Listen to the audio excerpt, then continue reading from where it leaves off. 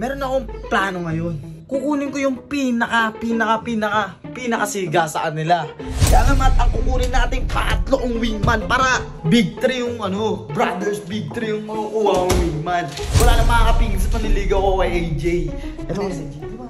G, close mo si Alamat G. G, diba close mo yun? Oo! May dalawa na akong wingman na magkapatid. Si Boss Bert, tsaka si Tito Otits. Siyempre kailangan ko magpa-solid G. Kukunin ko si Alamat G.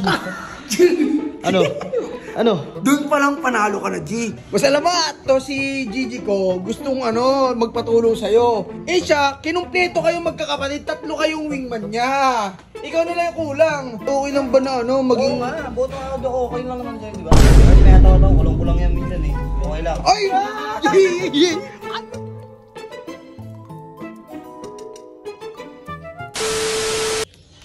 So yun guys, meron nga pala akong ngayon, agenda.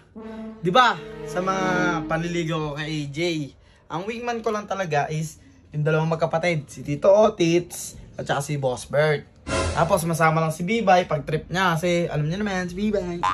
Ganun. At ngayon guys, meron akong plano ngayon.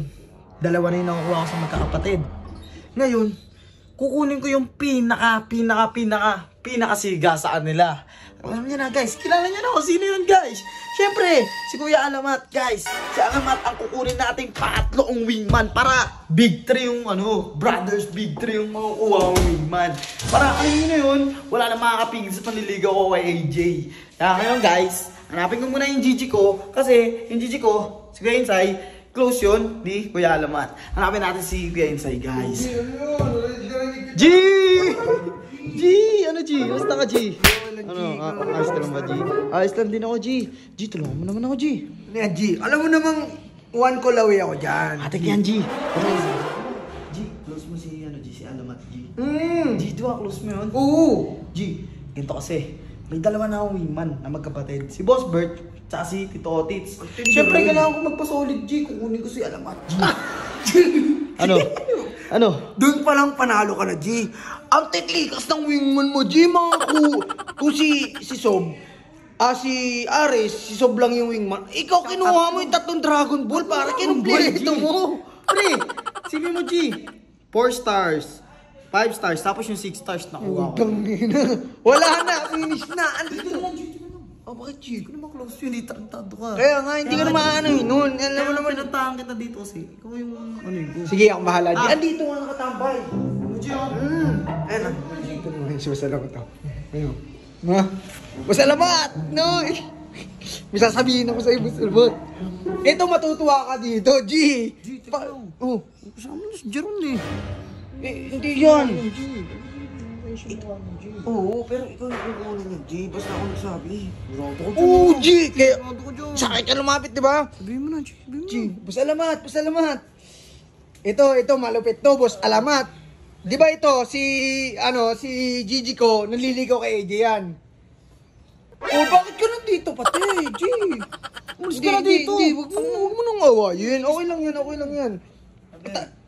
Ito si Gigi ko, gustong magpatulong sa'yo. Kasi daw, si Boss Ares, may Sob. Eh siya, kinumpleto kayong magkakapatid, 3 kayong wingman niya. Ikaw na lang kulang. Paayag ba siya, G? Tanong mo, papayag ka ba?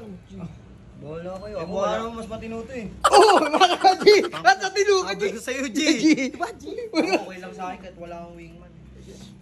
Ano, manililigaw ka ba? Akala best friend ka. Best friend nga. Oo, ay ba't may kailangan pa ng wingman? G, di mo ba alam? Nireject na yan. Yan! Hindi, okay lang yun. Binasted ka? Yo. Hindi. Hayaan mo na, G. Ito mo na, G. Actually, gaguro. Okay lang. Hindi, huwag niyong yun si Jeron. Kawawa naman si Jeron. Ano ba yan? Okay lang ba na maging... Oo nga, boto ako okay lang naman sa'yo, di ba? Kahit may hataw-hataw, kulang-kulang yan minsan eh. Okay lang. Ay! Alam mo eh! Ang tikas ng mga wingman mo, G. Victory. Wala na, pare. Una, G. Sabi mo, di ba? Si Jeron binasted na. Si Ares na lang yung kalaban mo. Pero ang lakas ng backup mo, G. Bus alamat to. Bus alamat yan, Tsaka hindi na ako lugi, G. Tsaka hindi na lugi sa'yo si AJ. Hindi na talaga.